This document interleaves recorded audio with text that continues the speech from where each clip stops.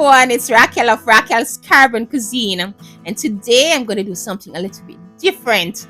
I'm going all the way back to my roots, and I'm going to be making one of the tastiest jollof rice. Yes, and this is the West African dish, particularly Nigerian and Ghana. And when I say this is good, I mean this is just amazing.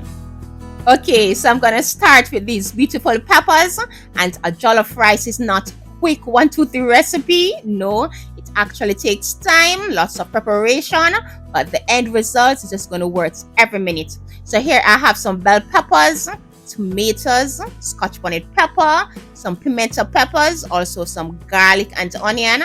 And you may be wondering why all that red, but this is what is going to give the jollof rice that signature color. I'm going to remove the seeds from the pepper, and I'm going to allow these to roast in the oven for about 30 minutes. You want to acquire that beautiful smoky flavor from the start. 30 minutes in the oven, and these roasted peppers smells amazing. Then I'm going to add everything to my blender, and I'm going to blend until smooth, creating a pepper mix. Yes, and the very first time I tried a jollof rice, I knew I had to learn the steps, and I believe I've mastered the skills. And this roasted garlic pops right out. I'm also going to add some fresh ginger to this, which really helps to enhance the flavor. And now that this pepper mix is done, I'm just going to set this aside. And for a tasty jollof rice, you're going to need some meat broth, whether it be chicken, turkey, beef, goat, you name it.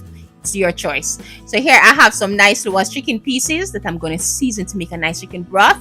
And at the same time, I'm going to have some protein to go with my jollof rice. Then I'm going to add some salt, some Maggi chicken seasoning or bouillon cube, some garlic powder, some fresh thyme, some onion, some pimento peppers, and a bit of curry powder. Yes, I'm going to mix this. I'm going to add this to the stove on the medium to low heat, and I'm going to allow this to create its own moisture.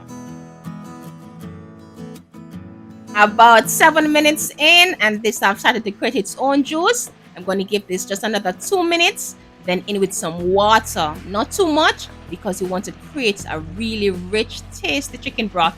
I'm going to cover this down. I'm going to allow this to cook for about 20 minutes.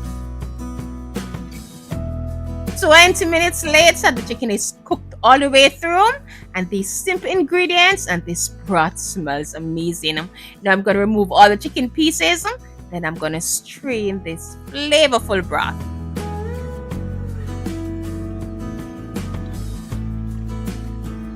Right, so now that we have our chicken broth nice and ready, we're going to fry this chicken, which is already cooked, but I just want to get them nice and crispy on both sides.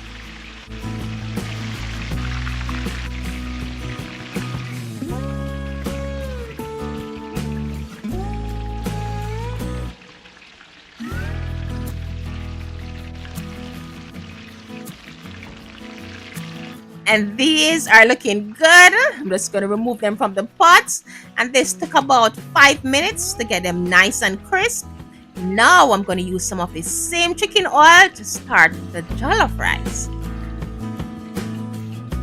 Okay, so now to a nice thick pot, I'm going to add some of the chicken oil.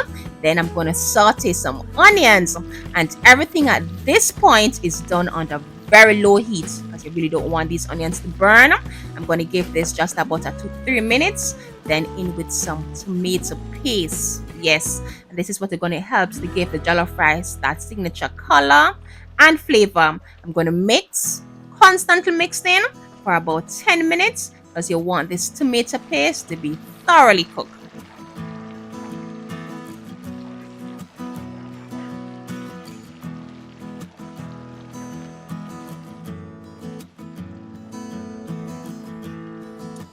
This I've been cooking for about 10 to 12 minutes, which is just perfect.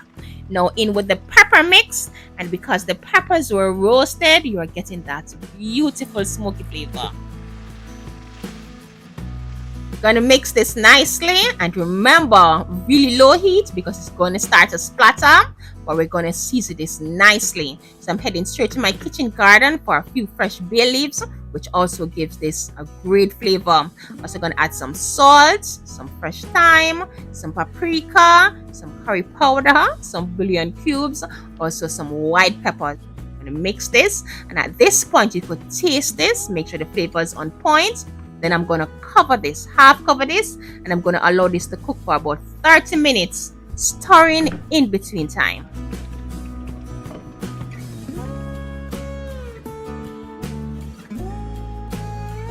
"30 minutes later, and this is looking perfect. And I'm gonna wash some basmati rice, and you want to wash the rice until the water runs clear. And any long grain rice would work great for this. We're gonna mix this thoroughly, soaking up all this pepper stew, and I'm going to allow this to fry for about 5 minutes before adding any form of liquid. You hear that sizzle? Yes. And you want this to fry and soak up all of that flavor. And the jollof rice is actually a fried rice. Loose grains, nice and shelly. Now in with this super tasty chicken broth, and try not to add too much liquid. You don't want a clumpy jollof rice. And as I said earlier, loose shelly grains while at the same time being perfectly cooked. Now I'm going to cover this with some foil paper, trapping the steam in, and I'm going to allow this to steam under the lowest heat for about 20 to 25 minutes.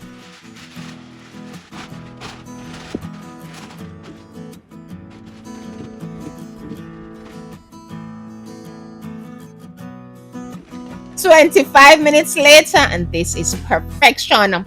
The grains are perfectly cooked and the bottom is slightly burnt, which is going to help to give this jollof rice that nice, unique, smoky flavor. And not only is this looking good, but the flavor is just amazing.